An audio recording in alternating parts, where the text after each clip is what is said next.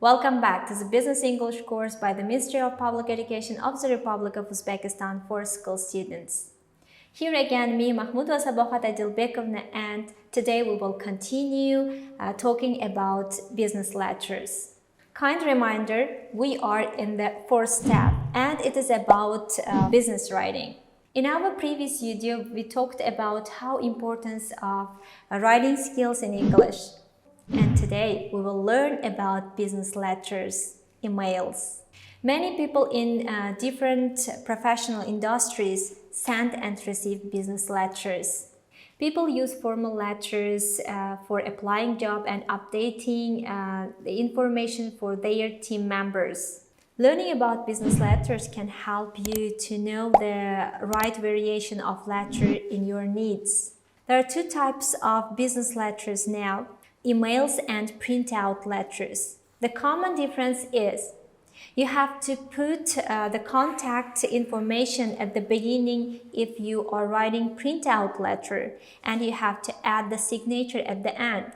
But in emails, you have to add contact information at the end. You cannot put your signature here. As I mentioned in our previous video, you have to write business letters concise, clear to understand, if you want to get what you want, or if you want to give your reader brief information. Writing business letters is not the place you can show your high-level vocabulary. This is a place where you should deliver your message to the reader. And tone of writing is also very important because reader cannot see your face, your emotions, and cannot listen your voice. Reader can see just your words. To choose right structure and the right vocabulary, it's very important. And another vital thing, writing your letter free from lexical and grammatical errors. Let's move the sections of business letters. There are many types of business letters. In this video, I want to share some types of business letters which can be useful to starting your future career. Let's move the common sections of business letters. If you are writing printout letter, you have to start adding your contact information in order the reader can contact you. After your contact information, you have to add the receiver's contact information. Contact information consists of your name, your job title, your phone number, and email address. Both emails and printout letters should start with salutation. There are two types of salutation for formal letters. In the first type, you have to start Dear Mr. or Miss plus receiver's surname. If you start like this, you have to end your letter by yours sincerely. In this situation, you need to use second type of salutation, Dear plus Sir or Madam. If you start Dear plus Sir or Madam, you have to end it with yours faithfully. After salutation, you have to write introduction to your letter. In the introduction part, you have to add why you are writing this letter. Then move the body paragraph. Body is the longest part of your letter. Normally, bodies are 2 paragraphs long, and do not forget to leave a line between 2 paragraphs. In this part, you have to focus on what is the purpose of writing and explain your purpose concisely. After body, you have to write conclusion to your letter. And this is a part of summarizing of key points. And do not forget to leave good impression to the reader. After conclusion, you have to add your closing salutation, as I mentioned it a few minutes ago.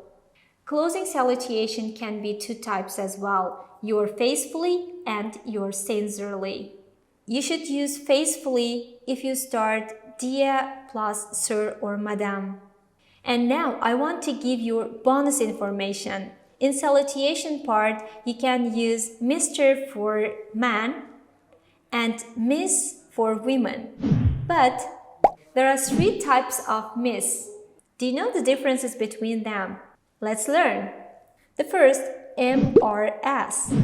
You should use it for the woman who is married. What about MS? You should use MS for the woman who you don't know married or not. MISS. This is used for woman who is not married. Let's come back to our topic and the types of business letters. So far, we discussed the parts of business letters, and now it's time to learn the types of business letters. Firstly, I think you should learn about cover letters. With another word, it's like application letter. Cover letters are normally sent to the receiver with your resume when you are applying to the position, and it should support your resume. It means you should highlight your skills in your cover letter, application letter. The same sections are used for cover letters as well.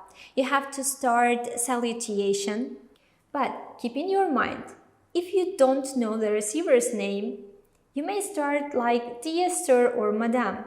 Another ways of starting your letter in these situations are dear hiring manager or dear team leader.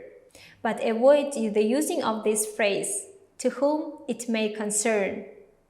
It is a little bit rude. As I mentioned, the purpose of cover application letter is to highlight your skills, your work experience, and your qualification. Do the research again about job requirements and add your skills according to these requirements. But while you are writing, stay concise. Of course, it may be attractive to add detailed information about yourself, your work experience, or your qualification, your related skills. If you write your application letters too long, like pages, the reader may not take the time to read it. If you send your resume with application letter, with cover letter, the receiver may not know a lot about you and how you can fit the position. If they like your resume and your application letter, they may invite you to the interview. In our previous videos, I mentioned useful tips for job interview. What to do after job interview? You can send an interview follow-up letter. What is it? It is like thankfulness for the interview. In your interview follow-up letter, please write the overview of the interview, the skills which you discussed during the interview. It can show that you are a good listener and your interest to the position. Interview follow-up letter, this is a place which can give you chance repeating your skills related to the position. The end of this letter, it's gratitude part. Thank to the interviewer to their time and consideration your letter too. After your interview follow-up letter, you may receive offer letter. Offer letters are official offer to the employment. It includes job title, job requirements, about salary and benefits, and starting date. If you are happy the parts of offer letter, you can sign the offer letter and accept the position. One more type of business letter for today, it's the letter of resignation. You sent your resume and application letter, then they invited you to the interview. After interview, you sent your interview follow-up letter, then received offer letter and started the position. After a while, you may want to change your job. In this situation, the letter of resignation can be very helpful.